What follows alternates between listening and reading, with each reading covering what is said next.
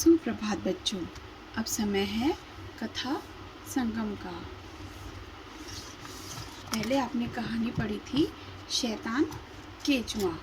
आज हम कहानी 4 अच्छा सबक सिखाया पढ़ेंगे।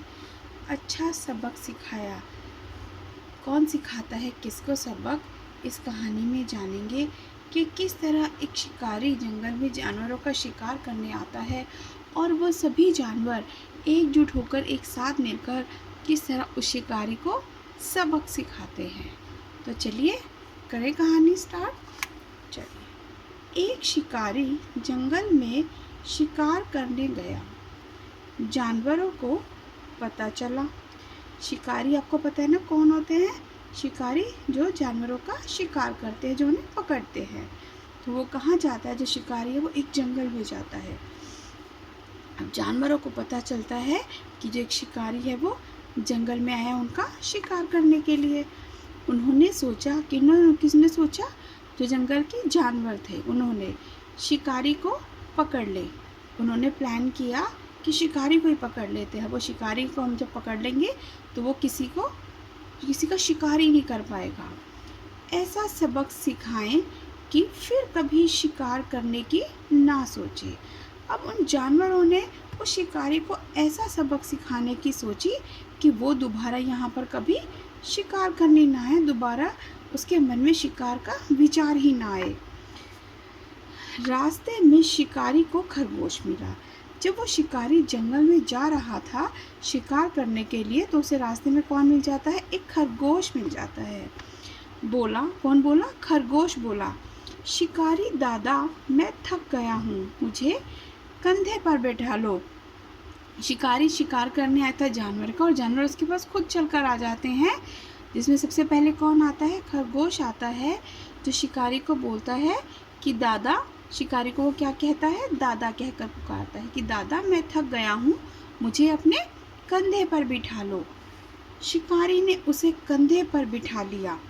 सोचा मुफ्त में एक शिकार मिला। अब शिकारी को तो लग रहा था कि चलो खुद ब खुद जो जानवर हैं वो शिकार बनकर मेरे पास आ गए हैं, लेकिन उसे ये नहीं पता था कि जो जानवर हैं वो उसे सबक सिखाना चाहते हैं। तो ये उन्हीं की एक चाल थी। तो वो क्या करता है, उसने जो शिकारी था वो खरगोश को अपने कंधे पर बिठा लेता है, ये सोच के कि उसे मुफ्त में शिकार मिल गया। कुछ आगे बंदर मिला।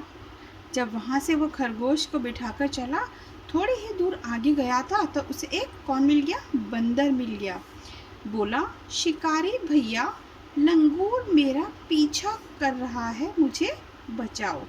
पहले खरगोश ने कहा कि मैं थक गया हूँ, उसके बाद बंदर मिलता है और बंदर कहता है शिकारी भैया, उसे शिकारी दादा बोला था और जो बंदर है उसे शिकारी भैया कहकर बुलाता है और कहता है कि जो लंगूर है वो मेरा पीछा कर रहा है, मुझे उससे बचा लो। शिकारी ने उसे दूसरे कंधे पर बिठा लिया। एक कंधे पर उसने खरगोश को बिठाया था, दूसरे पर उसने किसको बिठा लिया? बंदर को बिठा लिया। सोचा मुफ्त में दूसरा भी शिकार मिला कि मुझे तो मेहनत करनी नहीं पड़ी, आज बिना मेहनत करे ही मुझे 2 शिकार मिल गए। ये सोचकर शिकारी बहुत खुश हो रहा था, लेकिन उसे ये बिल्कुल भी अंदाज़ा नहीं था कि जो जानवर हैं वो उसके साथ चाल चल रहे हैं, उसको ही सबक सिखाना चाहते हैं, क्योंकि वो उनका शिकार करने आया था। कुछ आगे हिरण मिला।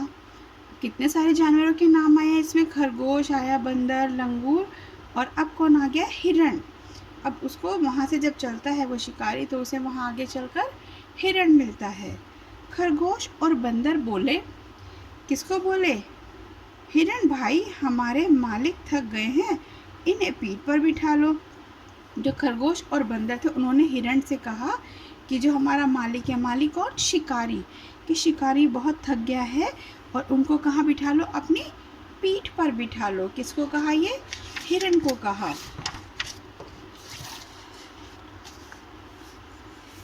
हिरण ने शिकारी को पीठ पर बिठा लिया। अब शिकारी ने सोचा जंगल के जानवर मुझसे डर गए हैं, तभी चापलूसी कर रहे हैं कि सब मुझे बहलाफ सोच रहे हैं कि ये हमारा शिकार ना कर ले, इसलिए डर डर कर मुझसे चापलूसी कर रहे हैं। ऐसा कौन सोच रहा था? शिकारी सोच रहा था। आगे नील गाय मिली।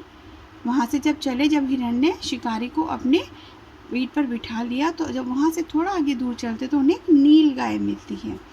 उसे देख शिकारी ने निशाना लगाना चाहा, क्योंकि अब 3 तो जानवर उसके पास थे ही, खरगोश और बंदर तो थे ही, हिरण की वो पीठ पर बैठा हुआ था।